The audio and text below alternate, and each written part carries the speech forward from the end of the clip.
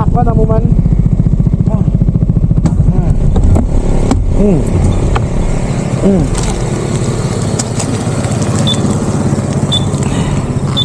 Gabungol na ko, Leb. Gabungol ko sa aon ta.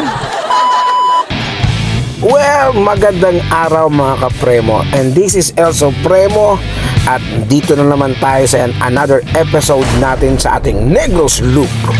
Napansin ko itong Negros Loop ay medyo mahaba talaga na biyahe, kaya ito na yung ating Negros Loop Episode 6. Halika na kapremo, at tingnan natin yung takbo namin galing ng San Carlos City papuntang Giholngan, La Libertad, at dumating kami sa Ayungon, Bindoy, Goyot, Pais, and of course, Tanhay. Almost 150 kilometers. At mabuti naman sa X-Max ay hindi talaga nagkaroon ng problema during this Negros Loop namin. Pasalamat din ako yung Aerox ni Motolive, first time kong nakapasama na hindi nasira. Kasi ng mga last long ride namin na Motolive, talagang nagkaroon ng problema yung Aerox niya. Pero ngayon, ayan siya. Condition git.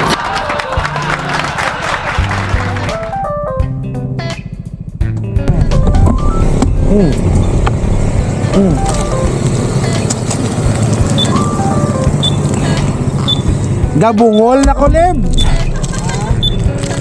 Gabungol ko sa aon ta.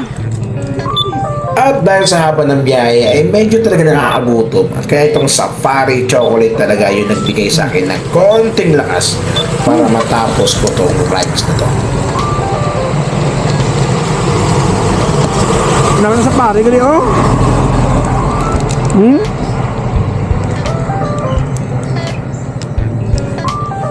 Silibi na pundo man.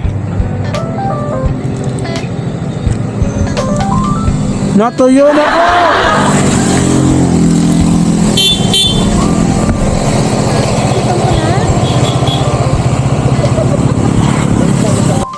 At yun, nakapag-rest ng konti at nakakain ng hyper super powered na Fare Crunchy Chocolate.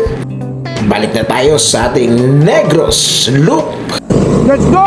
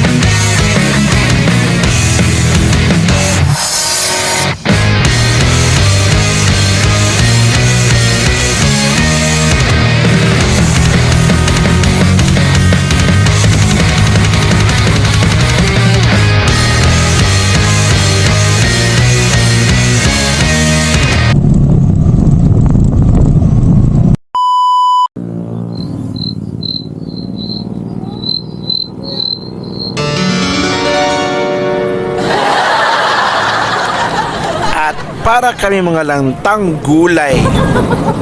Waya, ay gagong na ako bilunggan sa nga. Sang